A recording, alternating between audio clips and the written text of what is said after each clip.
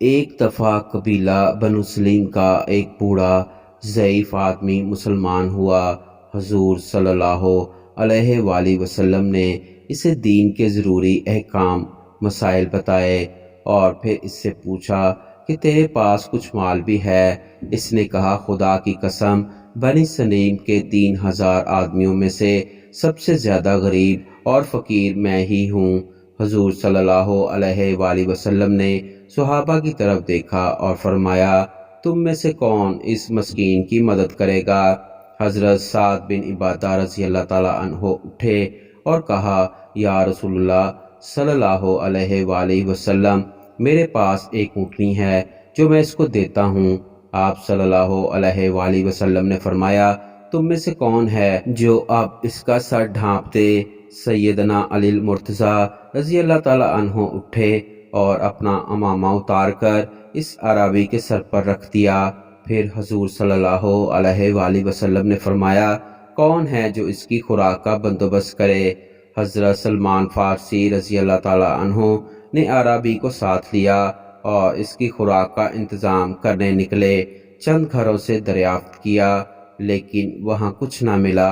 پھر حضرت فاطمہ رضی اللہ تعالیٰ عنہ کے مکان کا دروازہ کھٹکھٹایا، پوچھا کون ہے؟ انہوں نے سارا واقعہ بیان کیا اور التجا کی کہ اے اللہ کے سچے رسول صلی اللہ علیہ وآلہ وسلم کی بیٹی، اس مسکین کی خوراک کا بندوبست کیجئے۔ سیدہ فاطمہ رضی اللہ تعالیٰ عنہ نے آپ دیدہ ہو کر فرمایا، اے سلمان فارسی رضی اللہ تعالیٰ عنہ، خدا کی قسم آج ہم سب کو تیسرا فاقہ ہے۔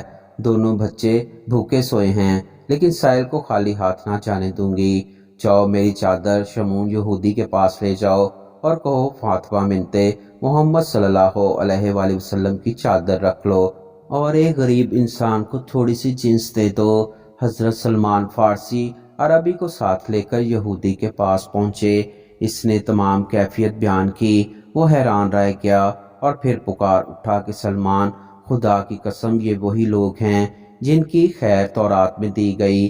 گواہ رہنا کہ فاطمہ رضی اللہ تعالیٰ عنہ کے باپ صلی اللہ علیہ وآلہ وسلم پر ایمان لایا۔ اس کے بعد کچھ غلہ حضرت سلمان فارسی رضی اللہ تعالیٰ عنہ کو دیا اور چادر بھی سید فاطمہ رضی اللہ تعالیٰ عنہ کو واپس بھیج دی۔ وہ لے کے ان کے پاس پہنچے۔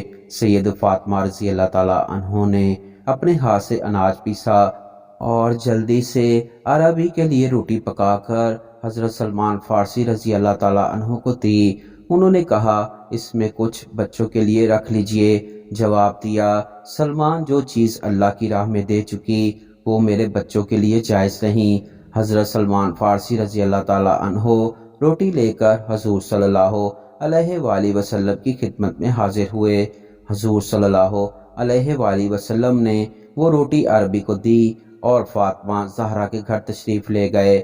ان کے سر پر اپنا دست شفقت پھیرا، آسمان کی طرف دیکھا اور دعا کی، یا الہی، فاطمہ رضی اللہ تعالیٰ عنہ تیری کنیز ہے، اس سے راضی رہنا۔